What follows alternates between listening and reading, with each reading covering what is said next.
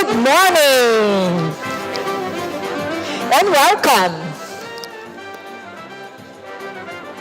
It's great to see you again. I hope you enjoyed yesterday. I hope you made valuable connections and exchanged ideas to help enrich and expand the WCEF 2025 dialogue. Let's kick off day 2 with the forum's third plenary session, connecting global and regional efforts for circular trade systems. It is a great honor for us to welcome former Minister of the Environment and co-chair of the International Resource Panel, Isabella Teixeira, one of the most internationally respected environmental leaders. Welcome, bem-vinda. Sim? Claro. Obrigado. Okay, good morning. Thank you very much for the invitation to be here again. I feel like Schwarzenegger. I will be back. I'm back. And it's a big challenge because I need to share some thoughts, but I cannot repeat what I said yesterday. So I try to reframe things and to share some new visions or new perspectives considering climate change and how nature and climate politics is coming into our world. Now, if you allow me, I will speak in Portuguese because I'm in Brazil, okay? And I know that when I'm in my country, I need to speak in Portuguese. So I do apologize. Use your handsets, please, and let's speak Portuguese. Or if not, it's a good opportunity to learn Portuguese, okay? Bom dia a todos. Good morning again. I have some 8 minutes. I'm going to make 3 or 4 statements or provocations about what we live today. The world is in constant updating, uploading some things, downloading a few other things, with a specificity. Not only because it's a disruptive process, but this is being done by countries. Private sector and civil society are redefining rules, rewriting, redrawing the rules of the game. And this is under the control of certain countries, reorganizing their economic interests and reorganizing the international cooperation system. What does that mean? In one single world, this is a reorganization of the international narrative, or international narratives in the plural. And those who control narratives yield power, and power can be translated into different avatars in a world where the truth does not necessarily interest people. This is very interesting because we'll have to deal with its consequences. We will have to have a pact about climate. I'm not talking about biodiversity. I am looking at a friend here. I'm talking about nature, biodiversity, natural resources, materials, natural capital. Everything comes from a different perspective. And, there is the issue of the appropriation of the wealth of the planet to generate wealth. But another statement I'd like to underline is that markets are being reinvented or will be reinvented. They're about to be redefined. Not only given the dearth of natural resources and hence the importance of circularity, but new development visions and how we are going to consume. All organizations, I see Tatiana that will give us the honor of making her comments later on. All this debate about trade, environmental and climate issues were debated by the WTO. Today we have different fora, and the United Nations are also being reorganized that we have been debated for over 10 years, and all of a sudden there comes an international debate that changes everything. And the climate issue is particularly visible because it is debated within the context of multilateralism, but the new like-minded blocks where interests converge. So you go to a BRIC plus, G7, G20, nobody debates certain issues. So there is no CBDR in English. So the conversation is different. It's based on the 21st century, and it's not based on the historic process that took us here. This is very disruptive when you have countries debating the climate issue. So the markets are being reinvented, the social contract is being modified, and the new formats are being defined. I talk about formats and shapes. New governances are coming along, and obviously we'll have to tackle with a very fragmented world where the jigsaw puzzle pieces will be coordinated around common and converging interests and not consensus. And this is very interesting to notice in international language. Okay, we are going to have new approaches about that. We are not debating the transition. We like to talk about climate transition. In the real world, we are adding sources of energy in the world. We are not replacing sources of energy. And debate that the climate issue will have to tackle, and Brazil will host this debate about the transition from fossil fuels to green fuels, you will see how difficult it's going to be for countries to accept banning diesel and fossil fuels, to allow some time for some countries to look for different alternatives. So the question or issue that's on the table, it's not only about who produces, but who consumes, who buys oil in the world. And hence the agenda of energy security. In addition to demand, you go back talking about safety. And this is very important because we have to assess the impact of that in international value chains. So we have to understand the perspective of security, and climate security is included here, and this should be included in geopolitical debates. Security is a much wider concept than transition and transformation, and replaces economic structures for sources of energy.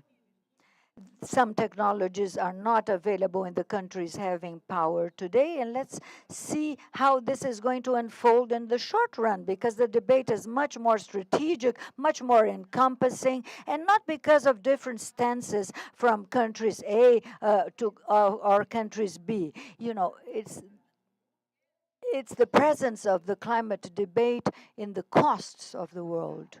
It will become more expensive. Our climate solutions are more expensive, more resource intensive, and more energy intensive. So the world's strategic decision to electrify and decarbonize and reflect that in local, regional, international trade will require convergent vision about three different ages: the climate, energy, and technology eras, all of them energy intensive with a different development model. We are not going to repeat what we have, all developed countries with very high social indices consuming 10 times as much as developing countries. And they want to talk about equity. There is some climate cynicism that I see in international debate. you look at it and you think it's difficult to have a fair transition if we don't understand what's equity and an organized thing, because I cannot collapse the world's energy system, because then jobs will collapse as well. So we have to think about that strategically as well and understand how value chains will be impacted. Now, coming to the end of this first provocation, I'd like to call your attention to the following aspects. All decarbonization and electrification solutions, and this country can be a provider of solutions, but for that, we have to change the relationship between the private and public sectors. The relationship has to be transparent, and we should avoid the so-called going back in different government during different administrations, because this is a climatic geopolitical development debate. So we have to call the other adults to the room. There are elephants in the room, but internationally the rooms are no longer there. The elephants will be there if we're not able to reconstruct dialogue, because climate solutions require coordination, interconnected solutions between value chains, and geopolitical solutions. It's much more complex to have a perspective about critical minerals, and that's required by electrification and computing. If that's not coordinated with a good capacity of the public sector delivering what society requires, I cannot have a mining chain with the strategic discovery of a lithium mine dissociated from a strategic vision of environmental policies. It will take 15 years to make this enterprise viable. So these policies are interconnected with the results that will be translated in what the country can offer as competitiveness in their value chains, and that will have to be translated into prices. And I love the Greens, I am green, but I love dollars when I talk about economic development. Well, if the dollars persists as the main currency, there will be rainbow currencies in the world. So it's obvious that this energy and these issues of the appropriation of natural resources, circularity, and trade impact are the most catalyzing subjects to change things or to perpetuate the status quo.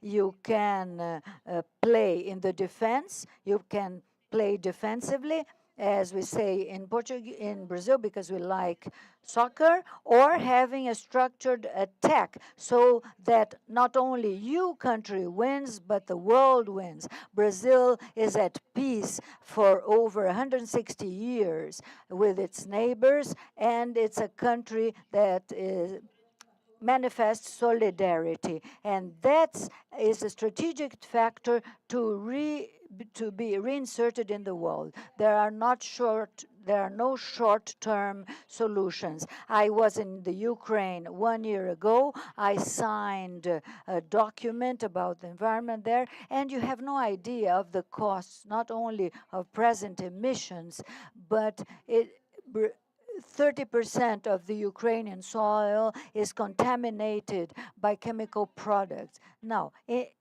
just think of the impact on food security and the selling of foodstuffs and inflation rates in the next few years.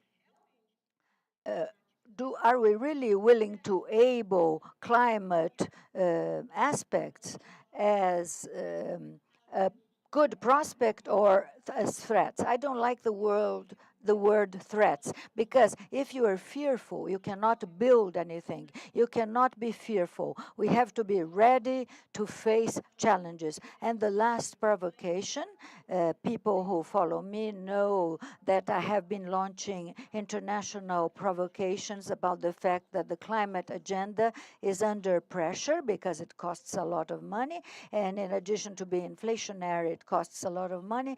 and you have to convince people to shift their models. I finance here, have subsidies here. It's a phasing out of subsidies and a phasing out of incentives. At which cost in the short term?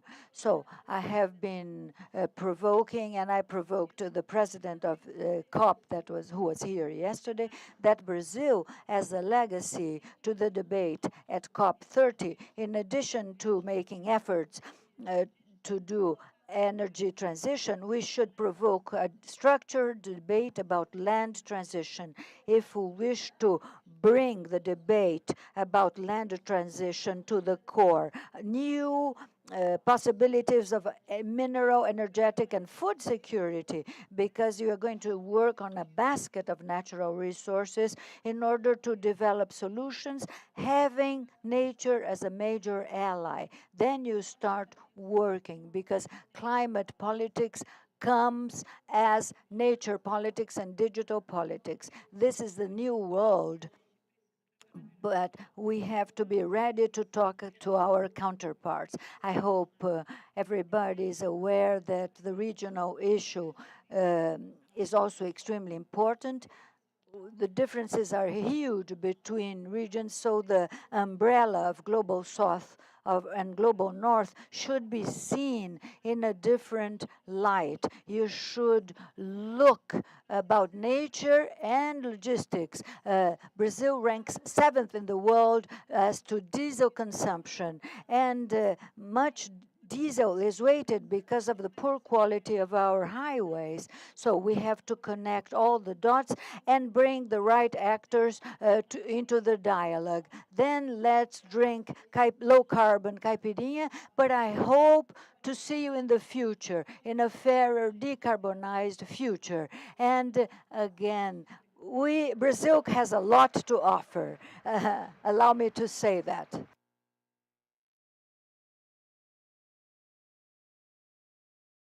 Brilliant. Thank you so much. Yeah, please.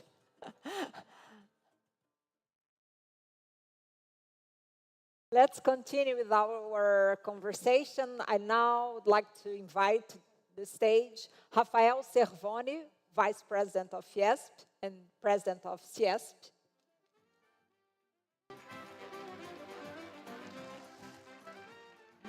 Tatiana Prazeres, Secretary of Foreign Trade from Ministry of Development, Industry, Trade and Services of Brazil. Leonardo Lahoud, Trade and Investment Lead Specialist. Emmanuel Chaponier, Head of Circular Economy and Sustainable Development Division, European Investment Bank.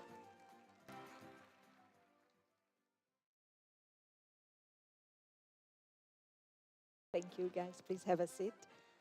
I'll be conducting this discussion in both Portuguese and English, so please make sure to put your headsets. First, eu gostaria de fazer uma introdução. First, I'd like to make an introduction and say that the world is headed to more sustainable economic models, and trade has to evolve to integrate the principles of circularity. In this panel, let's explore the relationship between regional cooperations and trade flows, global trade flows, and how these factors affect the transition towards circular economy. Our panelists are encouraged to explore strategic approaches to foster international cooperation in order to develop inclusive and resilient trade flows. Let's debate the role of trade in circularity and how partnerships can open new paths towards sustainable development by harnessing the forces of emerging markets. We can develop systems that not only benefit individual regions, but that may contribute to a more sustainable and interconnected global economy. First, I'd like to ask Rafael, how do you assess transition towards a circular economy and its the impact on companies' competitiveness in companies acting in the international markets? Well, good morning, Juliana and colleagues. When we talk about competitiveness, Juliana, we should bear in mind the concept of circularity. Circularity has to do or has a close relationship with the product's environmental impact. And there, everything is important. The way you source raw materials, the energy used in the process, the inputs added during the processing, the packaging, the energy source, the way you work the waste and you recycle the waste back into the process. When you do the product engineering, you have to have in mind its final destination. You have to integrate everything into the chain, and everything builds a story. And that's important for the final consumer to understand. We live in a world where new consumers, I have a 22-year-old and a 20-year-old son. I'm not very democratic, and they were not born with a cell phone in their hands. I only gave them cell phones when they were 15. But this new youth has information at the tip of their fingers, and then they can choose better products. You know, they're interested in the origin of the product, the carbon footprint, etc. And Tatiana is an expert in that. For that to happen, we have to have a worldwide isonomy, so to speak, equity. I love Isabella. I am your fan, and you gave me a springboard because there is no point in talking about ultra-conscious consumer if he consciously buys products that buys products from people who don't pay their taxes, if they buy pirate products, and we have to solve these issues. Isabella put it rightly when we talk about environmental cynicism. That's it. You know, they are conscious people that buy, for instance, pirate products. We have to tackle that because otherwise we don't have scale for circularity, because circularity costs money, and we have to have scale in order to have competitive prices. So we have to tackle these issues, and no one better than the final consumer to impose this solution. But if the final consumer doesn't help, the problem will increase. Because competition between different countries in the world, the major employer has been organized crime in some regions of the world, and that's a real problem. Today in Brazil, for instance, informal jobs are better paid than, payroll job. I talk to young people and they tell me, I don't want to work for a single employer. I prefer to work on my own. So we have to tackle all these issues. Well, as a journalist, I've been trying to bring the consumer closer to this information so that the consumer is aware of all that. Now, my question is addressed to Tatiana Prazeres. How can we strengthen international trade system, better aligning foreign trade or international trade with sustainable development? Good morning, Juliana, colleagues of the panel. It's a major challenge because international trade system can support and speed up transition towards more sustainable business models. And this generally is based on two vectors. First, the system may favors the dissemination of technology, goods, and services contributing towards the transition. But in order to make it happen, you need a second pillar. The system has to be a pillar for inclusion, cooperation, support for countries having to do this transition. And this second pillar has to be present in order for the transition to be inclusive. I mean, it's not enough to, exchange technology between countries. In order to make the process sustainable, the second pillar has to contribute to have a fairer transition. And I'd like to make a comment about how we will achieve that. And that leads me back to the existing rules of international trade, about trade and sustainable development. The WTO, established in 1995 after Rio 92, has no agreement about trade and sustainable development or trade and the environment. The WTO has an agreement about trade and intellectual property, trade and investment, and has no structured rules about trade and environment, trade and sustainability. Of course, there are different disciplines, but if the WTO wants to be relevant and recover part of its relevance, it has to take into account these two pillars so that trade and sustainable development support each other mutually. I'd like to stop here. Of course, the WTO is not an exclusive locus to draw up rules. There is in the organization a group of countries that want to debate these rules. There is a structured debate about trade and sustainable development. Not everybody is on board, but Brazil did a good job in the context of the G20 last year, when we facilitated the adoption of a document, G20 Principles about Trade and Sustainable Development. It is our input to develop a new world governance. Yes, a very good input for the G20. Linear model to a circular model. Enhancing circularity on trade systems can accelerate the transition toward a more inclusive and sustainable economic model. What do you think? Well, first of all, thank you very much for having me on this panel. Thank you. It's a pleasure, and thank you for the question. I have a very straightforward and simple answer. It's yes, obviously, and com certeza. But I can develop a bit more if you want. So, I mean, we know, and it's been, I think, been said already, that most of our supply chains are global.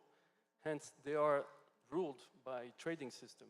So, obviously, when you start inserting or enhancing circular rules into the trading system, you impact your international supply chain, and then you definitely have an influence on the country which are participating to this supply chain, and then you support transition to circular economy, hence inclusive and sustainable development. So that's why it's an obvious answer. But maybe what's interesting is also to understand what is, how do you mix circularity and trading system? I mean, concretely, what does it mean? Because we like to use nice words, but I mean, in concrete terms. And I'm from the European Investment Bank, the financial arm of the European Union, and I'll give you a few concrete examples from the European Union.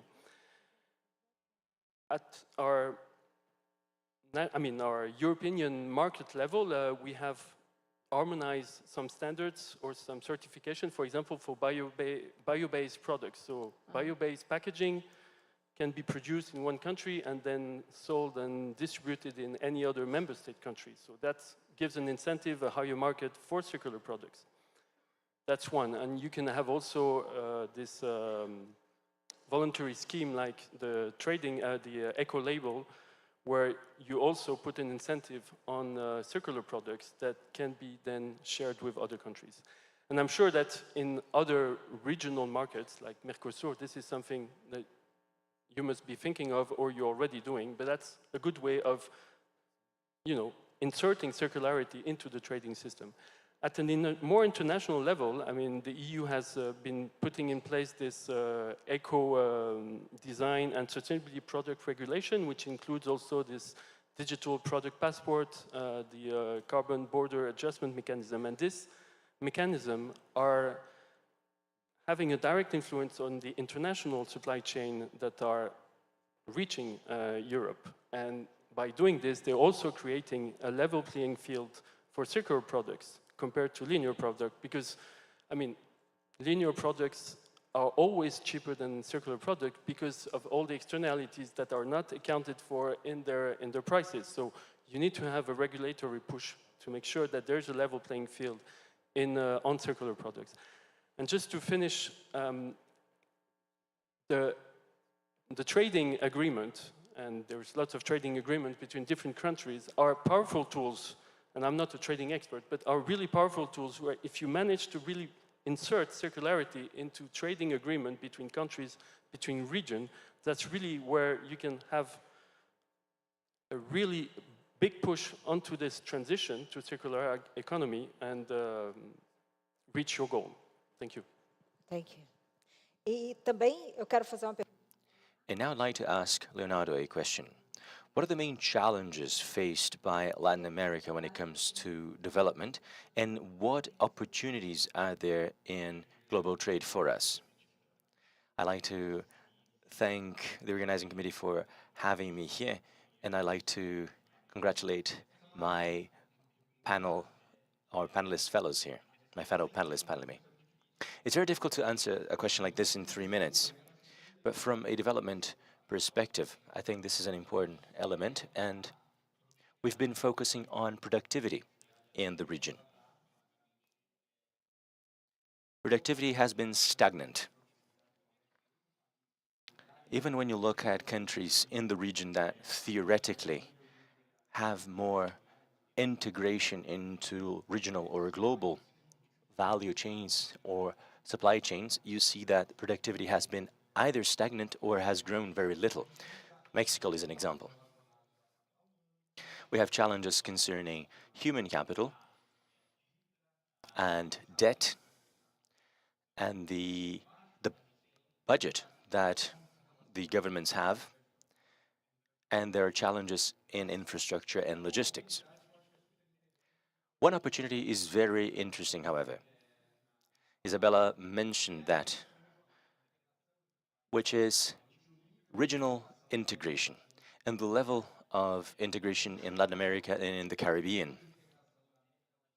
When we look at that and compare it to other regions such as Europe or Asia, from a trade perspective, we see that in the European Union and Europe as a whole, the total intra-regional trade is 68% of total trade.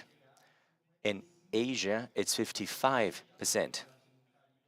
In Latin America and Caribbean, it's only 15% when you have intra-regional commerce compared to the total level of commerce. That's very little.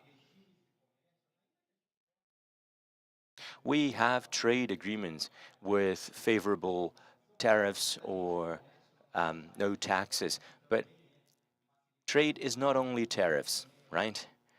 Trade is also about regulation and harmonization so that assets and goods can be going from one country to another. And this level of integration is very low in Latin America and the Caribbean. We talk a lot about resilience, especially because of the pandemic and because of the changes that have taken place in the global setting. Because of the wars, we talk about nearshoring and reshoring. But when we look at manufactured goods, when we look at them from 2017 to 2023, we see an increase in the inter-regional manufactured goods. And when we look at Mercosur, Latin America and the Caribbean, there is a decrease of 1.6% in manufactured goods in inter-regional trade. In Mercosur, it's 2.3%, 1.6% in Latin America and the Caribbean. So far, this is a lost opportunity. And if we think about increasing productivity, investing in infrastructure and human capital, we need to look at our region and think about how we can jointly think about a new framework, a new global governance, and how we can deal with that smartly. And Latin America as a whole is a agricultural power, but 40% of our exports are goods that are necessary for the production of other goods. And when you think about reshoring and nearshoring, this is a very important asset, even having little integration. So there's a lot of potential out there. Inter-American Development Bank sees that as a very good opportunity. This does not mean we should not be involved with other economic blocs, but this is a catalyst for more integration. And maybe we're not seizing opportunities that we have there. I have another question for Rafael. A challenge I often see in Brazil is when small businesses ask me how they can become more circular or join the circularity model. Thinking about circularity in a global fashion, how can that be an opportunity for SMEs mainly? That is a great question, Juliana. And that sort of connects to what Leo just said. We have Industry 4.0 and advanced manufacture. And we have had a lot of learnings from the major crises we had during the COVID pandemic. More industrialized countries suffered less than less industrialized countries during the pandemic. Brazil has a strong integrated productive chain, and we can't let go of that. But we have a weak spot, SMEs. I mean, it's a strength from a perspective because they can transform and change quickly. They're not held back by bureaucracy as a massive ship would. But if we connect major companies and small companies, and we have countries with a gigantic GDP, Brazil can have small space when it comes to the connection with the United States. But if you look at Africa and that's a massive market as well. That's a huge market that's right next to us. They have gastronomy, music, cultural aspects, and China is investing in Africa.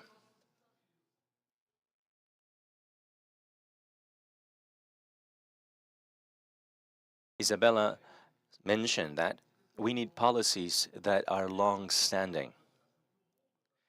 In a polarized world, we need to see state policies that are independent from the government that we currently have in the administration. That can be more difficult for SMEs. And circularity can come from other strategies. When you think about ISO 9000, where you have a stimulation for transformation for smaller companies, that was actually good. At Senai in São Paulo, the technical training schools, we have a digital transformation journey and a decarbonization journey that will stimulate companies to work together, because nearshoring 4.0 will call you to produce close to your consumer. I'm a textile engineer by training. You showed your organic dress, Juliana. You didn't see that yesterday, Tatiana, but she said she had been wearing that for 5 years. 25, not 5, yeah? But yeah, I can't fit my suits from 5 years ago. We used to have the fashion industry with new collections every season. Now it's every day. And then we need to insert circularity into that. You asked about good narratives, good stories. I am at the board of Senai in Rio de Janeiro, and we're working on a bio-oceanic farm producing algae, from which we can start extract lignin, add graphene, and produce biodegradable fibers. And your clothing is going to be generating your energy. If we can connect that to small and medium enterprises, then we can change our reality quite strongly. One of the worst things in the industry, especially for SMEs, is the need to capture resources for innovation. That is very costly. Base interest rate is 15% and bank spreads are very high. But in the example I gave around digital transformation and decarbonization, we worked with public and private banks for cheaper loans connected to connective or technology innovation. So I think we can work like that to try and accelerate these results. So this is a challenge I put forward. SMEs have an advantage. They can veer in a new direction very quickly. They can pivot very quickly. And that's what giants in China always talk about. If I may just say something else. Our companies in Brazil and the world, they're not competing with companies out there, but countries instead. It's a lot harder. Competing with countries is a lot harder. That's why we need a state strategy policy. Leonardo, can I ask you what strategies the IBD sees for cooperation and integration in regions, diversifying alliances in trade, and boosting circular transition in the region? We need more interface. I already mentioned that we have little integration. We need to have more integration. We depend on countries, first of all. So you need to have countries looking at their own idiosyncrasies and strengths and weaknesses, and they need to be willing to cooperate. And our bank is really an interaction between different banks, the Inter-American Development Bank. And we have Iln Goldfein as our president, and we see this regional interface as a very important aspect, but that is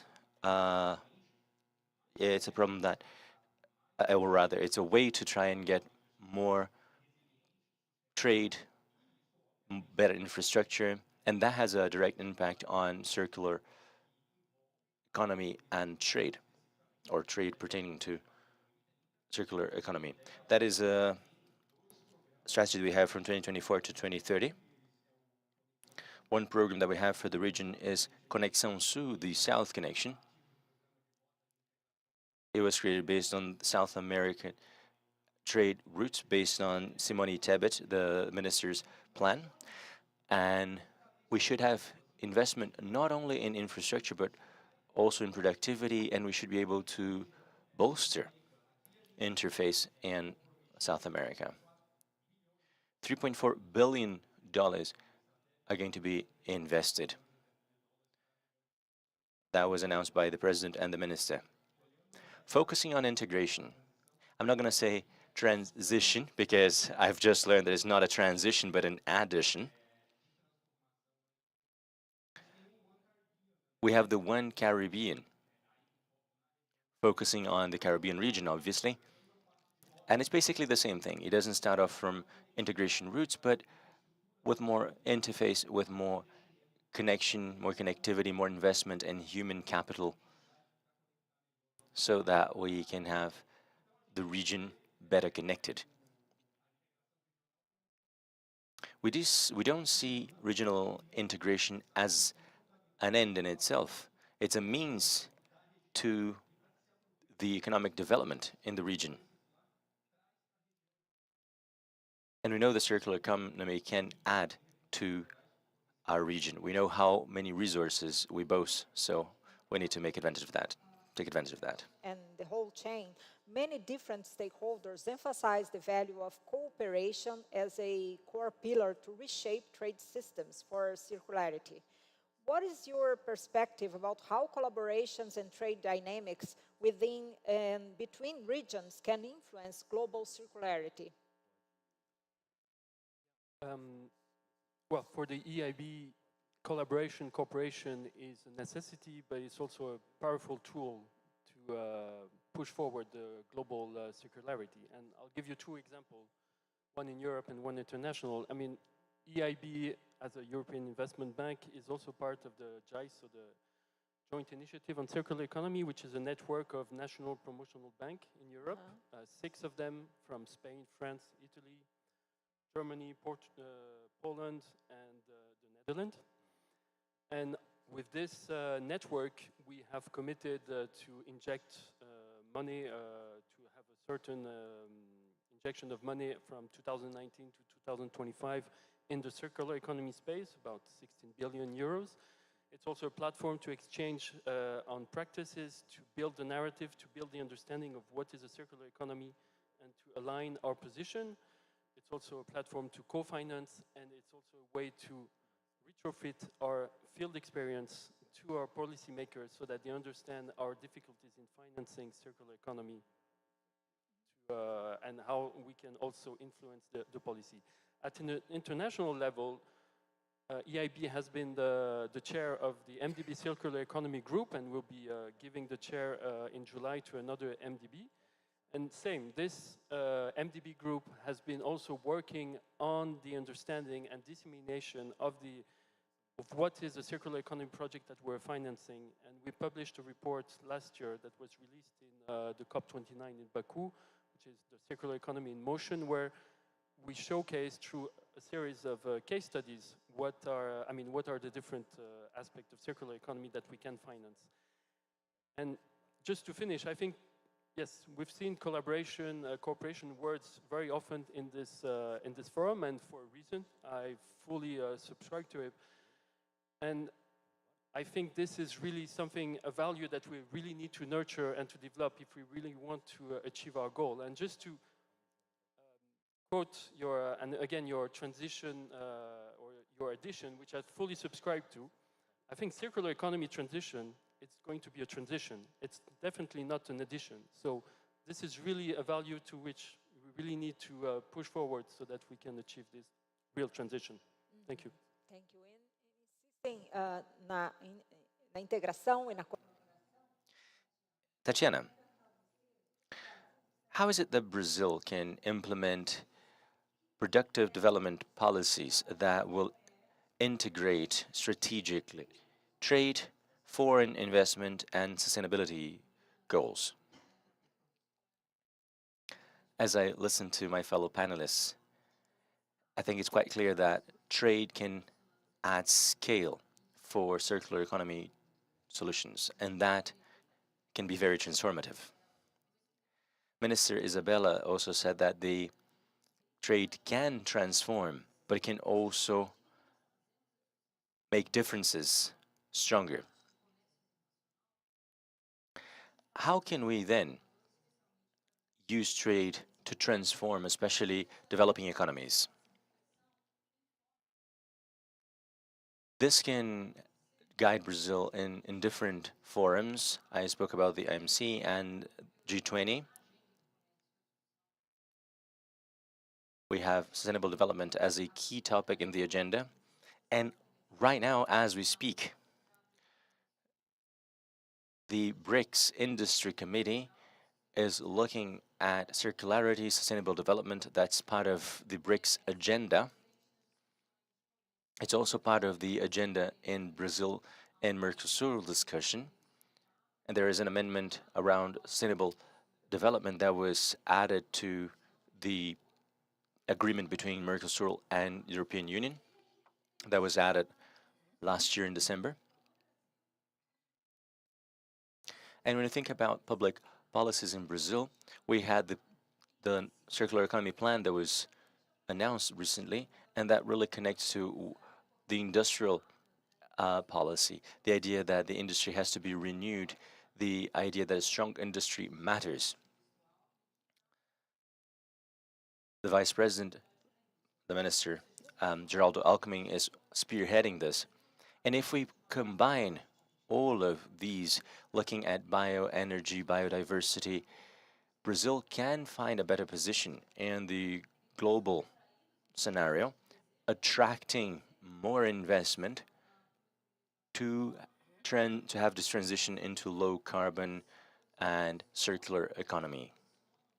All of these factors will allow Brazil to be well equipped in this context. And I think the aluminium chain is a good example to show Brazil as a reference for secondary aluminium, recycled aluminium, producing aluminium with less use of energy. I think that's a good example to show how competitive Brazil can be. Integration, collaboration, words that were repeated many times during this panel. And we need to foster partnerships in regional blocks and between different blocks.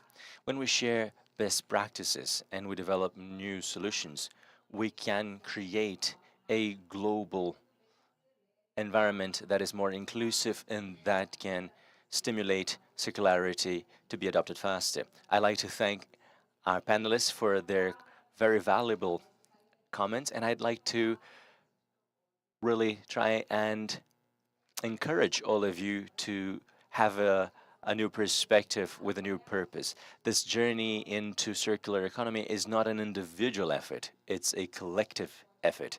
And together, we can reshape trade to make sure we all have a more sustainable future ahead of us. Thank you very much.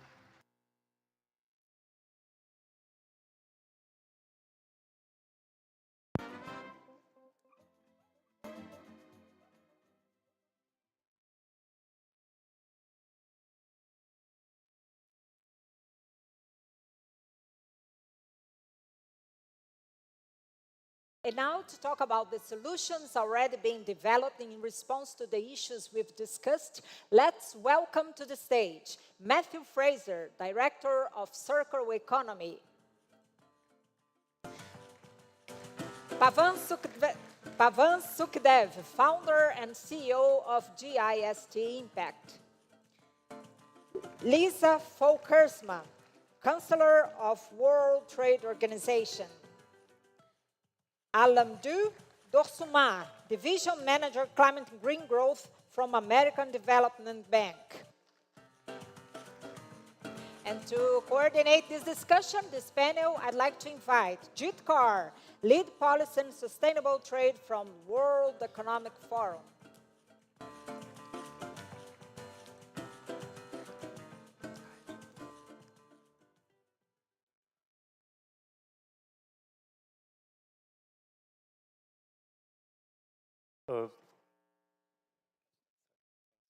A very good morning to all of you, ladies and gentlemen, and I would like to start by thanking Citra, Fiesp, and our incredible Brazilian hosts for having us in this exquisite city.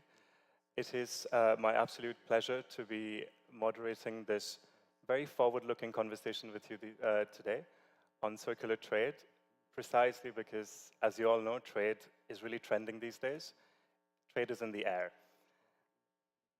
We heard from the previous speakers and panelists on how this particular region is expanding efforts towards circular trade systems.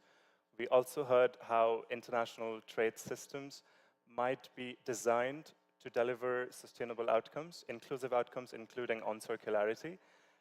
And this is no easy undertaking, because the current trading system, as you all know, was designed for efficiency. It wasn't necessarily designed for circularity and sustainability. Which is why, for the next half hour or so, we will change gears a little bit. I have a fantastic panel of experts with me to talk a little bit about solutions that are already shaping up.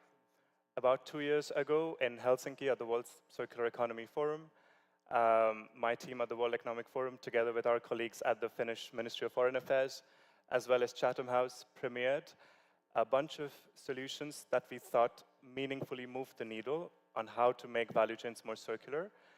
And precisely for this reason, it is an absolute honor to have these experts here to talk about how these solutions are already taking place, especially in developing countries. And with this, I would directly go to you, Pavan, and tap on your wisdom. We heard a lot about national circular economy plans. There's about 80 of them as of 2024-25. Now, how can these plans be turned into something of a competitiveness booster? This is actually a critical topic, competitiveness, and Isabella in her remarks talked about resource and energy intensity as areas which needed significant improvement. And the key question is, how can you redesign economic structures and economic pathways to make these initiatives competitive? Now, the reality is that they already are competitive. But of course, as Emmanuel Chaponnier also mentioned, that externalities are not being accounted for. And if they were, then the picture would be different. But that's reality. So we have to think of WTO consistent policy actions that can level the playing field. And I want to give you 4 examples of those. Firstly, you can incentivize regional trade in secondary materials. So the whole problem of thinking of what is reused and recyclable as somehow deficient and polluting is not necessarily the case. You can enable preferential bilateral or multilateral trade terms or tax breaks for interregional trade in recycled materials, in refurbished goods, and in remanufactured components. And this is already being done. Actual policy example, Colombia and Mexico offer tax incentives for domestic recycling industries. And Colombia has actually exempted VAT on the sale of recyclable materials. Now, there is a circular economy roadmap produced by Chile, and that actually also proposes tax incentives for regional trade in lithium battery materials. So there's a potential example there. Non-tariff barriers, and tariffs, of course, very much in the news these days, but there are non-tariff barriers that are a problem. We need to remove non-tariff barriers on secondary goods, so basically streamline and get rid of bans and licenses and customs hurdles for actually clean and non-hazardous secondary goods. An example is India already allows the import of sorted plastic flakes and metal scrap under a regulated pre-inspection regime. And perhaps, and there's a proposal on this, Argentina's Environment Ministry has proposed reclassification of certain secondary materials, and that's being reviewed. And another example is using trade finance to catalyze circular value chains, basically using trade finance instruments that support circular exports and products as a service models. For example, right here in BNDES offers green credit lines that can support remanufacturing and recycling exports, and maybe a place where that might happen next is Indonesia, which is working with the ADB, the Asian Development Bank, on circularity-linked trade finance instruments for SMEs. And my last example is again, on SMEs themselves. So they are really critical. This was mentioned earlier by the previous panel, how important SMEs are. Providing capacity building and certification support for these circular SMEs to access export markets needs to be done. And I believe the Procomer scheme in Costa Rica runs export readiness programs for bio-based and recycled products. And a new example that's coming up is Vietnam's National Action Plan on Circular Economy, which also has a similar provision for SME support in textile recycling. I think this is just a wealth of examples. Sorry, limited by 3 minutes, that's as much as I can say. But this is clearly happening. Thanks a lot, Pavan. And speaking of examples, Lisa, let me turn to you with your experience at the WTO. In many fora globally, at the UN, at the WTO, at the World Bank, we have seen over the last, let's say, 5 years, a move towards discussions on circular trade and circular trade barriers, particularly. Could you tell us what the successes have been of this particular movement, especially in getting political will? Because without political will, you cannot change a trading system. Much. Bom dia a todos y a todas. Es un placer estar aquí. Actually, our panel Good morning. very nicely with the previous one, so I'm just trying to delve a little bit deeper on what we are actually doing in the WTO. Basically, just to add, for those of you that don't know the statistics so well, 80% of the world trade goes according to the WTO rules. So for instance, EU's trade with Brazil, China, or US is based on the WTO rules, which are binding. So it is important what we do there, although you may have heard about the systemic crisis. But in any case, there has been indeed a systemic shift in what comes to trade and sustainability, environmental sustainability and circular economy in 5+ years or so. So it's quite recent. Circular economy, as far as I know, was discussed for the first time in 2018 in the WTO at an initiative by Finland at an event. And ever since then, after a lot of informal discussions, lobbying, networking, we launched different dialogues to discuss these issues in the WTO. It was in the end of 2020. So it's been just 4.5 years, which is a very short time in a multilateral context. So little by little moving there. I will concentrate on the ones most important, relevant for the circular economy discussions. So basically there's a discussion, I think Tatiana Placeres referred to that one called TESD, under which we discuss 4 themes. One is on trade-related climate measures. Then we discuss environmental goods and services, then state subsidies, and the 4th one would be circular economy. It's around 80 member states that take part in these discussions. It's voluntary, of course. And then we also have some stakeholders, which is not always the case in the regular committee work in the WTO. And this far, we've been focusing basically on experience sharing, building the knowledge base, on notifications by states, so what we actually do in terms of regulations already.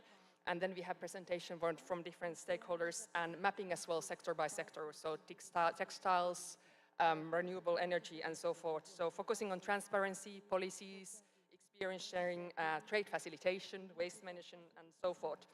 Another example I would like to mention is called Dialogue on Plastic Pollutions and Sustainable Plastics Trade, DPP, we love acronyms. And there it would be a similar content, so transparency, experience sharing, maybe guidelines in the preparations, but focusing on plastics trades, which very much has to do with circularity as well. So thus far, it's been building a knowledge base. It's been about voluntary guidelines, but perhaps there will be rules one day, more binding ones, but I think we are not ready yet. We are 166 member states, and as of now, there have been more regional initiatives, binding regulations, but in WTO, it's in the making, I would say. We take ministerials as a milestone, so we have ministerial meetings every 2 years or so. So basically to give out ministerial declarations of these dialogues and to prepare work programs for the next few years, and hoping we could get a more coherent set of rules and also of standards globally. Thank you. Thanks a lot. And as Lisa mentioned, I think one of the bigger achievements of these groups at the WTO has also been knowledge generation. So if there are trade nerds like us in the crowd here, please do refer to many wonderful examples of what countries are already doing. And speaking of plastics, we recently had a workshop on trade in Africa, and that brings me to you, Alhamdu. There is enormous potential at intra-regional trade between African countries when it comes to circular goods and services. This could be in plastics, in textiles, even in recycled metals. What can be done in concrete terms to realize this potential? Thank you very much for the opportunity. And I would like to really thank the organizers of the forum for choosing trade as a focus area for this discussion, a topical issue that is currently shaping international relations. So to respond to your question, I would like to first mention that, in Africa globally, trade dynamics are dominated by China as a major partner for the continent, but with other countries also getting momentum, countries in Europe, in Asia, in Latin America, etc. But intra-African trade represents about 15% only of the Africa's trade. And one powerful tool that Africa has recently adopted is the Africa's continental free trade area, which in my view is an important opportunity really to boost cross-border trade in the continent. Because this is a continental initiative which aims at creating a single market of about $3.4 trillion in the continent. And I view that as an opportunity really to integrate circularity in order to maximize use of secondary materials, etc. And the objective of the Continental Free Trade Area is to increase intra-Africa trade from the current 15% to 45% by 2045. Currently Asia is at around 60%, so I think it's ambitious, but I think it's something that is feasible. So this initiative is going to help us move forward. But in order to do that, I think right now what is important to do is to remove both tariff and non-tariff barriers in Africa. And those barriers are significantly affecting trade in the continent. These barriers are really increasing the cost of trade. So I think directly responding to your question, removing barriers is the most important and urgent task to do. But not that only, we need also to address some systematic challenges, such as infrastructure deficits. For instance, poor logistics in Africa. We also need to address some financial barriers that limit access to affordable capital to invest in circular approaches. There are also barriers in terms of data infrastructure that are limiting, the efficiency of supply chains in the continent. So I think circular trade will really be an opportunity for Africa to decrease, our dependence to external trade, to create an opportunity for local manufacturing, and also to unlock new businesses, as well as diversifying, sectors that are not yet being considered in the current linear economy. For instance, we know that use of secondary materials can be an important tool to build resilience, to the disruption of global supply chains. Circular trade could also help integrate, the informal workers. We know that they play an important role in Africa, the informal sector, especially in waste management sector, but yet in the informal sector. So circular approaches would help really bring them on board and maximize the role in that sector. Another example is in the textile industry. We see that in that sector, a new generation of designers is emerging, focusing more on reusing, upcycling, repairing, instead of importing materials from abroad. So this is something that is encouraging also for the intra-trade in Africa. In the mining sector, I think one important area that is relevant for Africa is critical minerals. So we hope that with the intra-Africa trade expanding, this might be an opportunity to ensure that, Africa's critical minerals are not just extracted, but reused, retained, transformed locally, and also commercialized locally. So there is a wide range of opportunities there. So to unleash this potential, I believe governments have an important role to play to put in place regulatory frameworks, policies that can provide incentives for circular trade approaches to be promoted. Regional collaboration is very important. As I mentioned, the Africa Continental Free Trade Area provides an opportunity for such a collaboration at the continental level. But we need also to harmonize the standards, because this is a continent of 54 countries with different standards. So we need a continent-wide harmonized standard, especially on areas such as secondary materials, etc. Let me conclude by saying that finance is also important. I'm representing here the African Development Bank, not the American Development Bank. And this is an institution that is currently playing an important role in providing circular financing through two instruments that we have established recently: the Africa Circular Economy Facility, which is currently supporting small startups and enterprises in Africa to develop and commercialize their circular models. We also are championing together with our member countries like South Africa, Rwanda, and Nigeria, an initiative called the Africa Circular Economy Alliance, which is helping to craft Africa's narrative on circular economy. Those initiatives are also going to help us increase Africa's intra-regional trade in the future. But most importantly, and I conclude on that, we need to critically invest in trade infrastructure in Africa. Beyond financing, there are areas that need attention, including regional recycling hubs, refurbishment centers, material recovery facilities, etc. So all of those areas are really in the need of significant financing. So we need to go beyond traditional financing to also tap into opportunities in innovative instruments such as green bonds, sustainability-linked bonds or loans, result-based financing. Those could help us really de-risk investment in order to crowd in capital from the private sector to increase financing for circularity and circular trade approaches in the African continent. Thank you. Thanks a lot. That was very comprehensive. And I'm just going to pick on one of the things that you mentioned on supply chain support and resilience.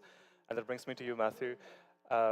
Many times, a lot of these circular rules and standards that are set need to be met by suppliers in developing countries who often do not have the compliance capabilities. What do you think we could be doing more to support their competitiveness so that upstream suppliers, mainly in developing countries, can also be competitive, circularly speaking? Great question. Thank you for having me. It's a pleasure to be here.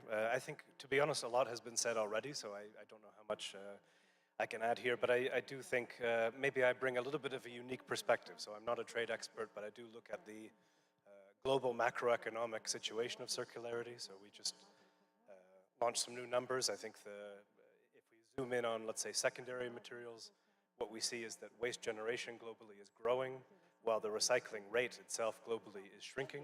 I think if we kind of bring it back to the context of your question about how do we make suppliers more competitive, I do think the economic case is still not quite there yet. So I think to the extent that we can help reduce costs and open up additional markets, that opens up the economic case and competitiveness will soon follow.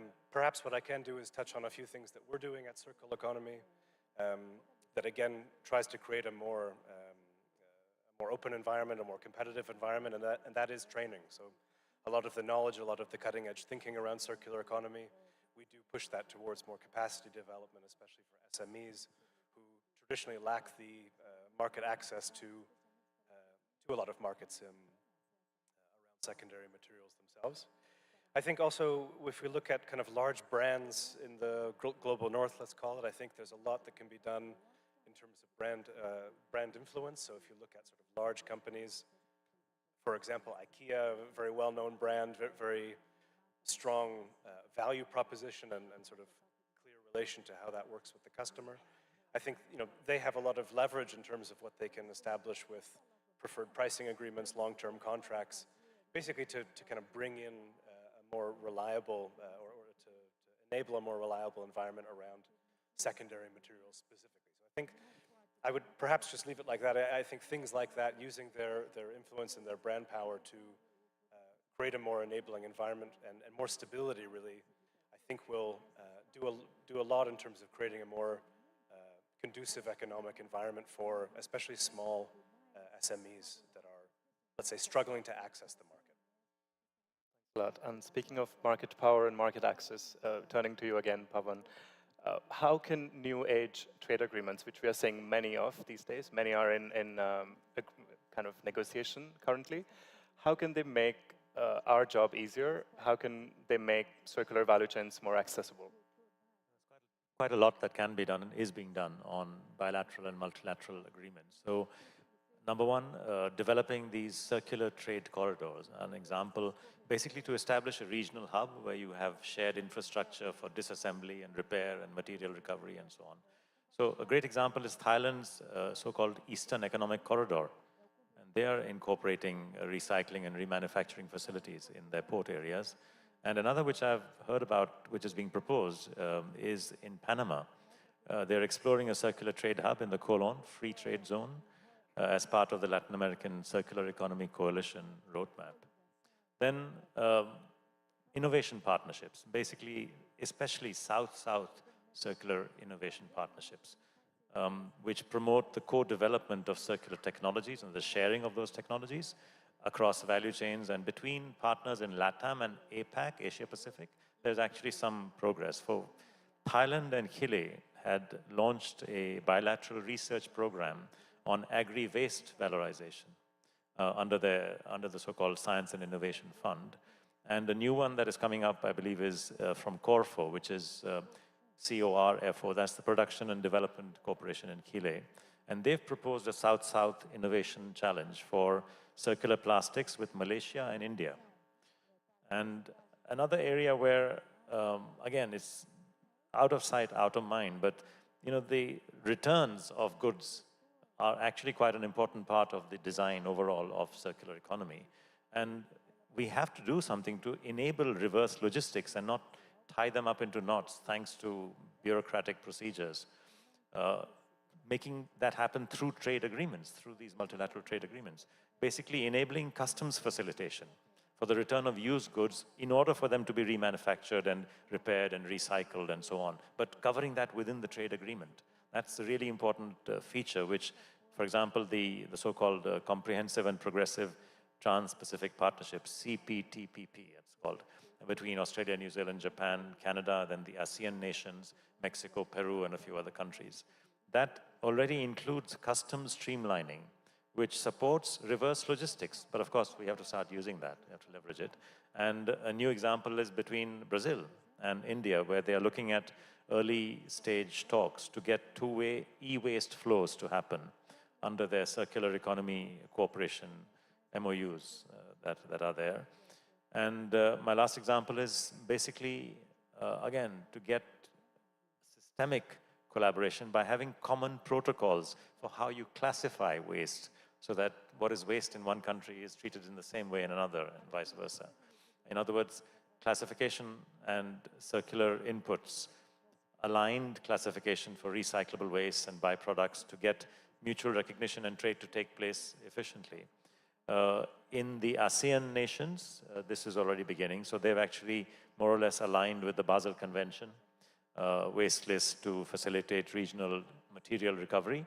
And I believe now Peru and India are also exploring harmonization of industrial waste classifications especially for trade in cement additives. So I think these are some examples of where trade agreements, multilateral trade agreements, even bilateral trade agreements can actually make a big difference to promote circularity. Thanks. And I couldn't agree with you more on the need for reverse logistics, which also entails that this is not a unilateral affair. Countries, regions should work together as much as possible because it's in everyone's interest. Absolutely. And that brings me to you, Lisa.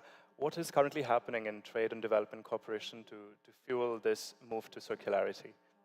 Thank you so much for the question, and this actually continues quite nicely what Paman was already explaining, so I will continue with a few more examples. As it was mentioned yesterday several times, well, coming from Finland, for instance, most countries are not big enough to be circular, so indeed collaboration is key here. Well, obviously I will have to cite WCEF as we are being here, so it's already a great example. It turns into 10 years, I think it's next year, but just to mention that, and it's been growing really to become a global and the most important event in this sphere. Another example I would like to mention, which was actually formally launched here yesterday, it's called EU Circular Economy Resource Center. And it's basically, the idea is to have peer-to-peer learning, facilitate peer-to-peer learning between EU actors and actors globally. And it has three spheres of work. It's knowledge and capacity building, very much demand-driven, if I understood correctly. And then it's also about policy and regulations. So for instance, support in developing circular economy maps, which is very relevant, as we've been also hearing. And then it's business support, so working with the private sector. So that would be a second example.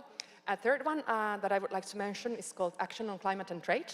So it's an initiative launched by the World Trade Organization, also by World Economic Forum, and then World Bank. And basically, the idea is to prepare a trade and climate analysis of developing countries, also demand-driven, so sort of to prepare a comparative advantage strategy in what comes to climate change and trade. So as we know, there are both opportunities and challenges there. And this has been done in Rwanda and Indonesia in collaboration with private and public stakeholders. And I understand there are other countries in the line. And yeah, Finland has been providing some seed support, seed money support, but I know now, for instance, I think it's Ireland and European Climate Fund that are also currently funding this initiative, and it has been really interesting start. And the last example I would like to mention is a project called Switch to Circular Economy Value Chains. There has been a lot of talk about value chains as well. This is implemented by UNIDO. I think they have their own events here during the World Circular Economy Forum, and it's been supported by us as Finland and also by EU. And basically here we support MSME suppliers in developing countries that are in the value chains of big EU manufacturers and buyers, and basically jointly identify and adopt circular economy practices. As far as it's in 3 sectors, so plastic packaging, textiles, ICT and electronics. I will just mention one example that I know personally best. So it's in Egypt, it's in ICT and electronics, and they have managed to develop a viable business model. It's with the 2 big multinationals, I think it's Nokia and Orange that are involved there. And they've been developing practices such as recycling, so they've been put into place. They have managed to develop a local infrastructure for refurbishment, and also in what comes to capacity building, so they have trained local technicians in this, so putting into place a whole ecosystem. And I understand it's been successful, and it's been considered that it could be implemented also in other countries in Africa. So I think it's a really interesting example. And yes, there are other bilateral regional initiatives that I know my colleague here next to me knows better than I do, African Circular Economy Alliance that we've been supporting, and also we've been a founding member of our African Circular Economy Facility, but I will not go more into details with those. Thank you. Thanks a lot. And I think we are doing the easy job here of counting examples. And I'm not saying this just because we have gentlemen from AFTB, ITB, and EIB in the room, but this requires a lot of money. It is a huge financial undertaking, even to draw the scoping plans. So I'm turning to you, Matthew, with the difficult question. What are the lowest hanging fruits in driving a lot of impact and circularity with shrinking fiscal space? I think it's a great question. We are actually just about to wrap up a report that actually measures the flow of finance across various circular economy solutions. I think surprisingly enough to me, but also Emmanuel mentioned it in the previous panel, just getting the definitions right is actually one of the huge first barriers that actually limit finance from even flowing into circular economy solutions. So it's quite a specific answer, but it does get to the core of being a low-hanging fruit. So just the words that we use, the way that we talk, and the way that we align that internationally, I think is actually the first thing that really has to get done before we can really unlock anything, especially when it comes to scale. So maybe I would just leave it like that with the eye on the time. Thanks a lot, Matthew, for for brevity, as well as you really attacked the core of the answer.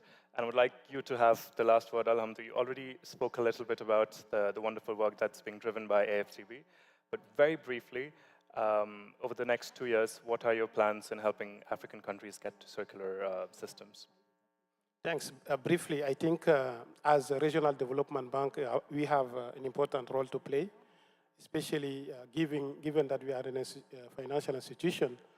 One important entry point is to structure financing, which is suitable for promoting circular trade approaches in Africa, building on the opportunities that I have highlighted earlier, and building on the progress being made under the Africa's Continental Free Trade Area, which is an opportunity for really, promoting cross-border, trade across the continent.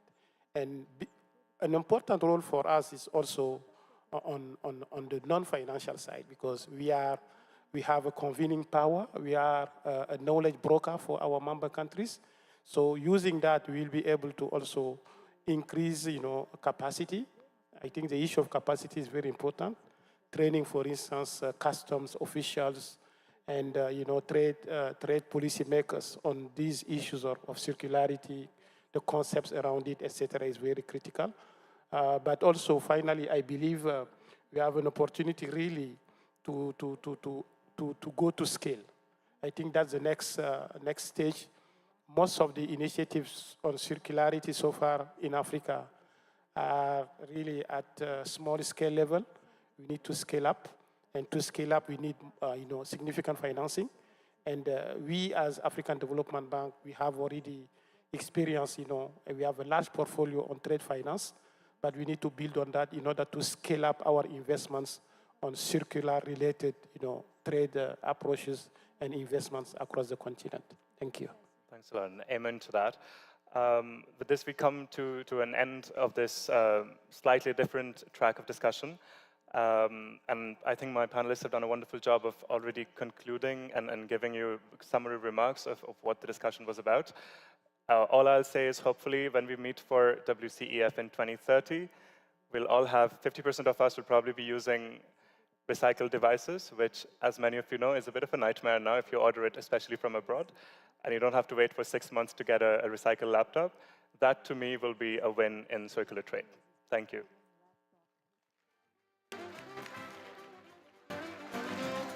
Thank you, Jitkar, for the moderation, and to all the panel participants. And now, to close the discussions of this plenary, please welcome Davi Bontempo, Superintendent of Environment and Sustainability at CNE. Please pick up your headphones if you need. Davi will speak in Portuguese.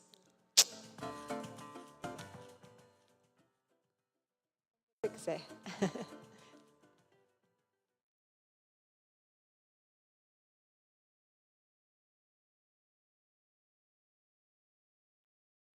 Good morning, everyone. I am thrilled to be here and to talk on behalf of Brazilian industry, relating to the two previous panels, which were very interesting, very innovative, talking about sustainable development and its relationship with trade flows. I think this is very significant, and that has impacted not only circular economy agendas, but other agendas as well. So I'd like to draw your attention to a few points that were mentioned since the morning so that we can work on an implementation agenda. I'd like to bring some food for thought. Much has been said about nearshoring and inshoring, and when we look at Brazilian competitive advantages, we have to think about power shoring, harnessing our competitiveness and our advantages. Competitiveness was mentioned by Raphael, and he related that to circular economy. The circular economy will not only lead to the efficient use of natural resources and reduced emissions, but it can foster competitiveness as you reduce price and costs.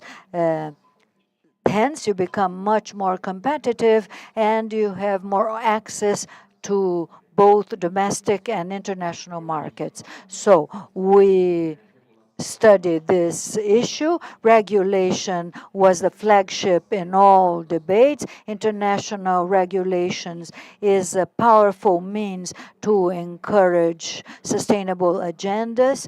And since we are talking about circular economy, CNI for 5 years led the Brazilian delegations in the drawing up of ISO with the participation of other stakeholders who greatly contributed to this debate. It was a very significant debate about different themes, guidelines, business models, very significant debates that lasted 5 years. They generated a lot of opportunities, especially on a national level. There's a bill in the Congress that is about to be voted. We spoke about the national strategy for circular economy that was announced last week, as well as the national plan. It was also mentioned by the Brazilian government.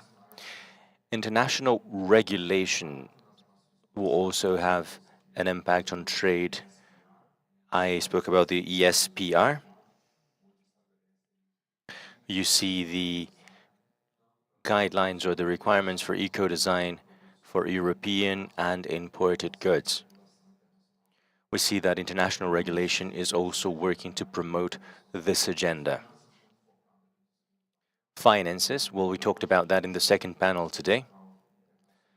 There's a lot of capital flowing into climate action, but only 5% of that goes into Latin America and the Caribbean. Naturally, Brazil has only a fraction of that. And that makes us think, why is it that we're getting so little investment once we have a lot of comparative advantages? When we look at the SMEs, we still see a weaker scenario. You need a lot of guarantees or collaterals to have competitive loans. So we need to have collective collaterals or guarantees so that SMEs can have access to loans and credit more easily. That is a subject that is related to taxonomy, for example, that has been discussed in Brazil.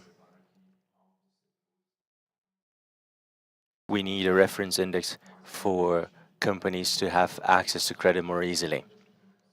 And the implementation agenda that was also discussed yesterday. It was mentioned by the president of COP, and this is a legacy of this two-day meeting discussing circular economy. We have strategies and agreements. We have plans, and the time has come for us to work with this implementation agenda.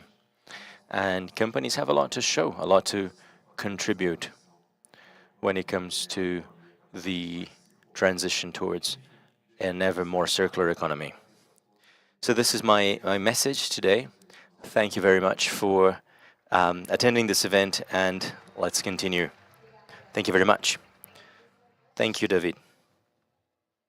And now we've reached the end of another plenary session. I'd like to once again invite those who haven't yet done so to visit the Senai Mobile School, parked right outside. It's a Senai initiative to promote the circular economy across the state of São Paulo. Also, take advantage of the breaks to explore the exhibitors area in the OCA building. That is also where the parallel sessions are taking place, in the Beija-Flor and Sabiá rooms, along with the meeting points and, of course, our lunch that will be served shortly. And we'll see you back here for the closing plenary at 4 p.m. Till then.